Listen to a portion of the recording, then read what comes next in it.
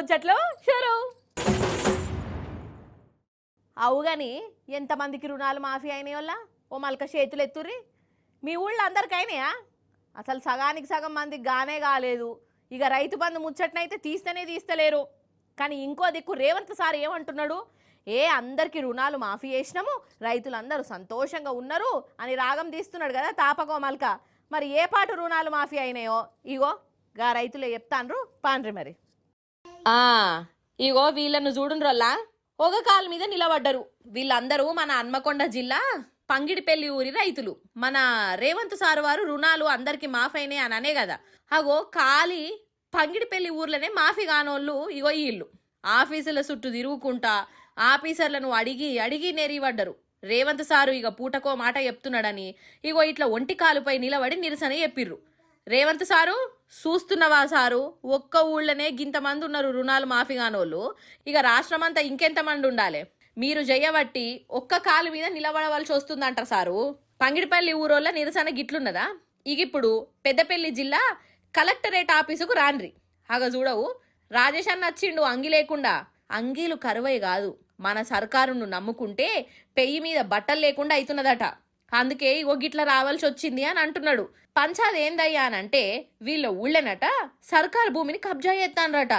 ఇక ప్రజావాణి కార్యంలా కలెక్టర్ సార్లకు రాజకీయం లీడర్లకు ఎన్ని మాటలు చెప్పినా ఫాయిదా లేకుండా అవుతున్నదట. ఇక అన్నకు తిరిగి తిరిగి తిరిగి ఆస్టకొచ్చింది. సర్కారు ఎన్ని ఉద్దర ముచ్చట్లే, ఈ ప్రజావాణి అంతా తుస్సే అని అర్థమైనట్టున్నది. అందుకే సప్పుడే కలెక్టర్ ఆఫీసులో నడుస్తున్న ఈ ప్రజావాణి కార్యానికి ఇగో ఇట్లా అంగీలు లేకుండా వచ్చి ఆఫీసర్ల ముందే నిరసన చెప్పిండు. అది కథ. అలా హలో హలో హలో కమలక్క చెప్పు. నీ మాట కటింగ్ కటింగ్ నత్తాంది నాకు. అయ్యో హలో హలో అయ్యో ఇంట్లో ఛార్జింగ్ కూడా లేదవ్వా, ఒక్కటే పుల్లున్నది. హలో హలో అయ్యో ఏందోలా అట్లా చూస్తున్నారు. అగర్సే ఫోన్ మాట్లాడేటప్పుడు సిగ్నల్ కట్ అయితే మెంటల్ ఎక్కినట్టు అవుతుంది కదా నల్ల. ఫోన్ను ఇటు అటు ఇటు అటు ఇటు అటు కిందికి మీదికి తిప్పుకుంటా ఏరుతాం. కానీ ఇగో గీ అన్న చూడుండ్రల్లా ఏం ఉపాయం చేసిండో. ఇప్పుడు మనం పెద్దపల్లి జిల్లా మందిని మండలం ఉప్పట్ల ఊర్లో ఉన్నాం. ఇక ఈ ఊరికి ఇందిరమ్మ ఇండ్ల సర్వే చేసేందుకు ఆఫీసర్లు వచ్చిర్రు. ఇక చేతిలో ట్యాబ్ పట్టుకొని ఉన్నారు. ఇక ఇంటింటికి పోవాలి కదా ఆఫీసర్లతోని. ఇగో గీ తాత కూడా పోతాండు. ఇక అది కూడా ఉత్తగా కాదు, పెద్ద బొంగు పట్టుకొని. ఇక ఆఫీసర్లు ఏడికి పోతే ఆడికి, ఎవరి ఇంటికి పోతే వాళ్ళ ఇంటికి ఇగో ఇట్లా కంగాయి పట్టుకొని నిలుచున్నాడు. ఈ పైల్వాన్ లెక్కనే ఉన్నాడు కదా. ఎవరినన్నా కొడతా అవే ఇదెక్కడి విడ్డూరము, బొంగులు గాయలు పట్టుకొని సర్వే పోవుడేంది, సెంటిమెంట్ అయి ఉంటదేమో అని అనిపిస్తున్నదా? అయితే ఈ ఊళ్ళే ఫోన్ సిగ్నల్ ఉండనే ఉండదట. ఇక ఇంటర్నెట్ సిగ్నల్ అసలే లేదు. ఆఫీసర్లేమో ట్యాబులు పట్టుకొని వచ్చిర్రు. పేర్లు ఎక్కిద్దామంటే అండ్లకు పోవులేదు. ఇక సిగ్నల్ రాకుంటే కొండల మీద గుట్టల మీద ఇండ్ల మీదకి పోతాం కదా. కానీ ఇక ఈ సార్లు ఇంటింటికి పోయి ఇంటి మీదకి ఎక్కరాదాయే. అందుకే ఇగో ఇగో ఇగో ఈ ఉపాయం చేసిర్రు.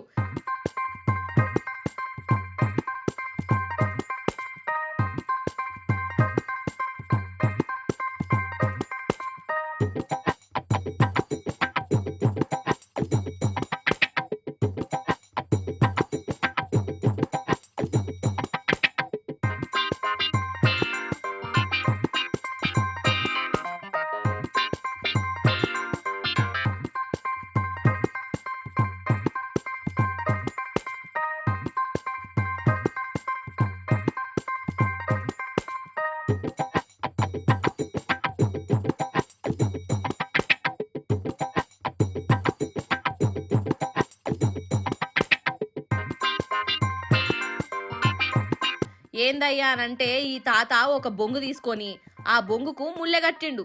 ఇక ఆ ముల్లెలా ఫోన్ ఒక వేసి కట్టగట్టి మీదికి పంపిండు అన్నట్టు. ఇక ఆ ఫోనుకు ఇంటర్నెట్ హాట్స్పాట్ షాల్ చేసిండట. హాట్స్పాట్ షాల్ చేస్తే దగ్గరున్న ఫోన్లకు ట్యాబులకు కూడా నెట్ కనెక్షన్ వస్తుంది కదా. అగో గీ ఆఫీసర్ల ట్యాబుకు నెట్ వచ్చేందుకు ఇగో ఇట్లా బొంగుల ఉపాయం చేసిండు అన్నట్టు. ఇక ఆఫీసర్లు ఇంటింటికి పోతుంటే వాళ్ళెంబడి ఇగో ఈ తాత గిట్లా బొంగుగా పట్టుకొని నిల్చొని ఉన్నాడు. ఇదే కథ. అసలు ఏమన్నా ఉపాయమా? అసలు అయితే ఈ మందిని మండలం అంతా మన ఐటీ మంత్రి శ్రీధర్ బాబుదే. ఐటీ మంత్రి ఉన్న కాన్నే ఈ ఐటీలు సిగ్నల్లు రాక ఇగో ఇట్లా కంకబొంగులు గైకట్టెలతోని ఇందిరమ్మ ఇండ్ల సర్వే చేసుకుంటా ముందడిగెత్తాన్రు. శానా ముంగటికి పోయింది పటు శ్రీధర్ బాబు సార్ నియోజకవర్గం.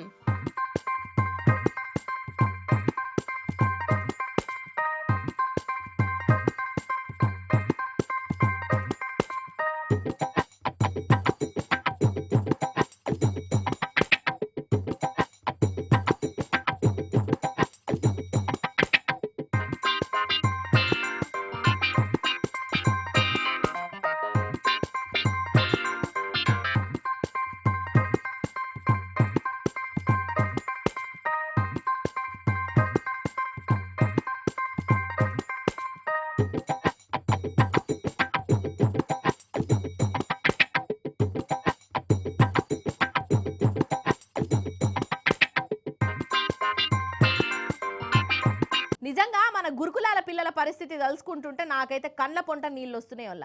హరే రామ, అసలు ఏడాది కింద దాకా ఎట్లుండే గురుకులాలు ఇప్పుడు ఎట్లయినాయి? అసలు ఇప్పుడు గురుకులం పేరు చెప్తేనే అందరికీ భయం పట్టుకున్నది. ఇవాళ ఏం వారు తినవలసి వస్తుందో, ఏ గురుకులం పిల్లలు ఏ దావకాన్ల పడతారో ఇగో గిట్లనే అనిపిస్తున్నది. రేవంత్ సారు, ఏంది సారు ఇది? అసలు గురుకులాల మీద మీకున్నది కక్షనా, కోపమా, లేకుంటే పట్టించుకొని తనమా? ఇదే అర్థమైతలేదు సారు. ఇగో వీళ్ళ అవస్థను ఓ మల్క చూడుండ్రి మీరే. ఇక అగో ఏంది అసలు? అసలు గురుకులం పిల్లలు క్లాస్ రూముల కంటే కూడా ఇక ఇప్పుడు దావకాన్లలోనే ఎక్కువ ఉంటున్నారు. చూస్తలేమా కొన్నొద్దుల సంధి మన గురుకులాల పరిస్థితి ఎట్లుంటున్నదో? ఈడాడా అని కాదు, ప్రతి గురుకులంలో ఇదే బాధ. ఏడాది కింది డాంక గురుకులంలో సీట్ అంటే పిల్లల జీవితము సెట్ అయిపోయినట్టే అని అమ్మనాయన గుండె మీద చేసుకొని వండుకునేటోళ్ళు. కానీ ఇప్పుడు మాత్రం ఏ దావకాన నుంచి ఫోన్ వస్తుందో, ఏ పిడుగాసో అంటే వార్త అయినవలసి వస్తుందో అని కంటి మీద కునుకు లేకుండా అవుతున్నది. బువ్వ సక్కగుండు లేదు, కూరల పురుగులొచ్చుడు. అసలు జైళ్ళ కంటే అద్మానం అంటే అద్మానము మన గురుకులాల పరిస్థితి. హాస్టల్లో పెట్టే తిండి తిని ఇప్పటికీ బొచ్చడు మంది దావకాన్ల పాలైనరు. దగ్గర దగ్గర 50 మంది జీవిడిచిర్రు. ఇక ఇవి చాలదని ఎలుకలు గొరుకుడు, పాములొచ్చుడు. అసలు వాళ్ళు పిల్లలు అనుకుంటున్నారా, ఇంకేమన్నా అనుకుంటున్నారా? కథకున వాడెత్తు. అరే ఎవరి మీద నో కోపము గురుకులాల మీద తీసుడేందొల్లా? ఓ దిక్కు పిల్లలు తిండి చక్కగా లేక, సౌలత్తులు లేక తిప్పల పడుతుంటే, ఇంకో దిక్కు పాఠాలు చెప్పేటోళ్ళు లేక ఇంకా ఆగమవుతున్నారు. సమగ్ర శిక్ష ఉద్యోగులు రోడ్ల మీద ధర్నాలు చేయబట్టి 20 రోజులు దాటింది కదా, పర్మనెంట్ చేయాలని వాళ్ళ డిమాండు. వాళ్ళేదో కొత్తగా వాళ్లకు వాళ్ళు అంటలేరు. రేవంత్ సారు ఓట్లప్పుడు చెప్పిన మాటనే ఏడాది తర్వాయి ఇగో వీళ్ళు యాద్ చెప్పిస్తున్నారు. అయినా చెవిటోళ్ల చెవిల శంఖం ఊదినట్టే అవుతున్నది. రేవంత్ సర్కారు వీళ్ళను దేకుడే లేదు. నడిమిట్ల చదువులు లేక పిల్లలు ఆగమవుతున్నారు. ఇక వాళ్లకు వశపడక ఆఖరికి పిల్లలు వాళ్లకు వాళ్ళు పాఠాలు కట్టి మరీ బాధ చెప్పుకున్నారు. అయినా గాని ఎవ్వరికి కూడా కొంచెమన్న మనసు కరగలేదు. పిల్లగాన్లు చచ్చిపోతేనే పట్టించుకోలే, ఇక చదువులు చెప్పేటోళ్ళు లేకుంటే ఇంకేం పట్టించుకుంటారు పటు. నిజం చెప్తున్నా, ఒక్క ఏడాదిల్నే గురుకులాల పరిస్థితి ఘోరం అంటే ఘోరం అయిపోయింది. ఇక గురుకులం పేరు చెప్తేనే అమ్మనాయన భయపడుతున్నారు, పిల్లలు వణికిపోతున్నారు. ఇక ఈ గురుకులం చదువు కంటే సప్పుడు చేయక పిల్లలను కైకిలు పంపించుడు నయ్యం అని అనుకుంటున్నారు. అరే ఎంత ఘోరమోలా ఇది! రాష్ట్రానికి ఎంత సిగ్గుషేట్ అసలు. అవునా కాదా? మీరు చెప్పుండ్రి. అటు ఇటు చేసి అసలు మన రాష్ట్రంలో కేసీఆర్ సారు పెట్టించిన గురుకులాలే లేకుండా చేసే కుట్ర నడుస్తున్నట్టున్నది ఈ కథంతా చూస్తా అంటే. ఈ రాజకీయంగా చూసుకోవాలి గాని నడిమిట్ల ఈ పిల్లలు ఏం చేసిర్రు? ఈ చదువులు ఏమంటున్నాయి? కథకు నా వాడెత్తు. నిజంగా చిన్న పోరలను అస్సలు నమ్మొద్దొల్లా. అంత కోతి వేస్తుంటారు. అప్పటిదాకా మంచిగానే ఉంటారు. ఆడ చేయి పెడతారు, ఈడ తలకాయ పెడతారు, చీమలను నోట్లు వేసుకుంటారు, అదే చీమలను చంపేస్తారు, బల్లులను పట్టుకునేందుకు తనలాడుతుంటారు. పెద్దోళ్లకు దిమాకు ఖరాబు చేస్తారు. అందుకే వాళ్ళ దిక్కు ఎప్పటికీ మంచిగా ఓ మల్క నజరేసి ఉండాలి. ఎందుకు ఇట్లా చెప్తున్నానంటే, ఇగో ఈ పోరాడు చూడు రోల్లా ఎంత పని చేసిండో అసలు. గా యాదాద్రి గుడికాడ లైన్లో చూడని రోల్లా ఏమైందో. అయ్యయ్యో, గన్లెట్ల తలకాయ పెట్టినవరా పిల్లగా? మెల్లగా తీయుర్రే. దయాకరు, భయపడకు బిడ్డ. సామి జర నువ్వన్నా జర ముంగటవాడు. అందరు ఆత్రం చేయకుర్రి, అసలే పోరాడు భయపడతాండు. ఇంకా కటింగ్ చూడు రాదు పిల్లగాంది. సప్పుడేక పిల్లగాన్ని ఎత్తి పెయినే పక్కకు జరిపి గుంజు రాదుర్రే. బా నా మాట వినబడదు వీళ్ళకు. వెళ్తున్నది బా వెళ్ళినట్టే. సూపర్, బయటికి వెళ్ళింది. దయాకరు, ఇంకోసారి పెడతా వైన్ల తలకాయ.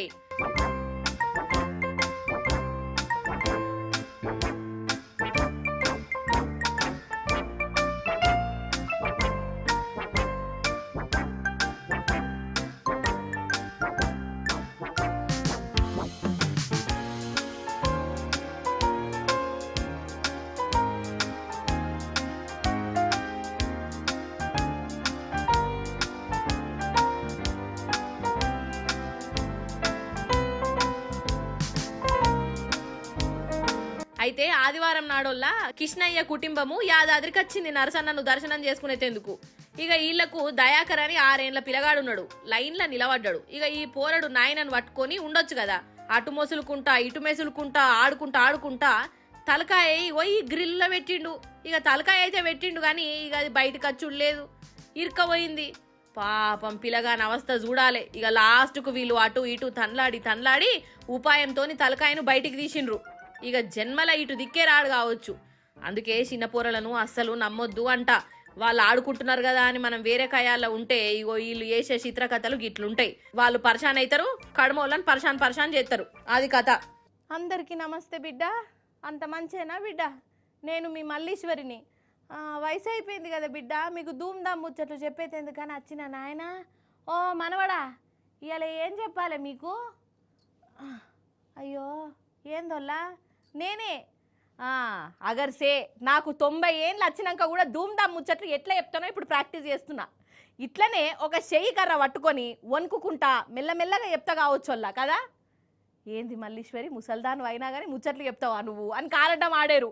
సరే ఇక నా యాక్షనింగ్ సంగతి పక్కకు పెడితే ఇగో ఈ పెద్దవని చూడురి, పర్షాన్ కాకుంటే నన్ను అడుగురి గంతే. చూడురి. రెడీ 1 2 3.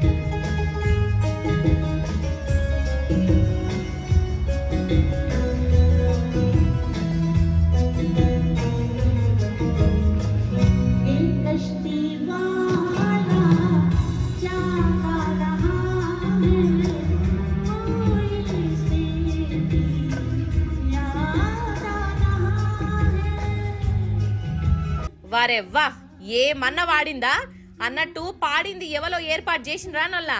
పెద్దమ్మ ఆశా భోస్లే. ఒకప్పుడు హిందీ పాట అంటే ఆశా భోస్లే అన్నట్టే ఉండేది. మనకు స్వాతంత్రం రాక మునుపు నుంచి ఈ పెద్దమ్మ వాడుతూనే ఉన్నది.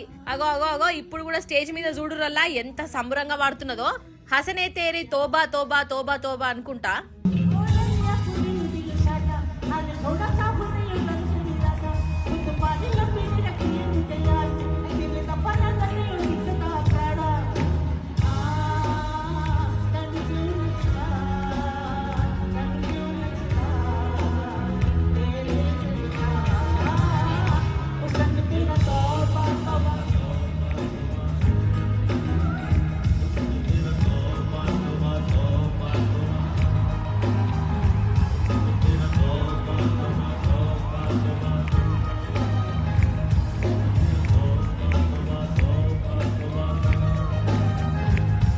ఆశా భోస్లే పెద్దమ్మకు ఇప్పుడు 91 ఏండ్లు, పండు ముసలమ్మ అన్నట్టు. కానీ ఆశా భోస్లే అట్లా కాదు. 91 ఏండ్లు దాటినా ఆ గొంతుల బలం తగ్గలేదు. ఆ వయసులో కూడా నిలబడే పాట పాడింది. స్టేజ్ మీద చేతులు ఊపుకుంటా పాటకు తగ్గట్టు స్టెప్పులు కూడా వేసింది. నిజంగా గ్రేట్ అంటే గ్రేట్ కదా. నిజంగా 90 ఏండ్లు పక్కకు పెట్టు, 70-80 ఏండ్లు అత్తనే ఎవ్వలకు నడవరాదు. చక్రాల కుర్చీలనే కూర్చొని ఉంటారు. మాట కూడా చక్కగా రాదు. ఏం మాట్లాడతారో ఎదుటోళ్ళకు అర్థం కాదు. కానీ అసొంటి ఏమీ మన ఆశా భోస్లే దగ్గరికి రాలేదు. అప్పుడు ఎట్లనో ఇప్పుడు గట్లనే ఉన్నది. నిజంగా పాట మీద పానం ఉంటే వయసు కూడా అడ్డం ఉండదని రుజువు చేసింది కదా.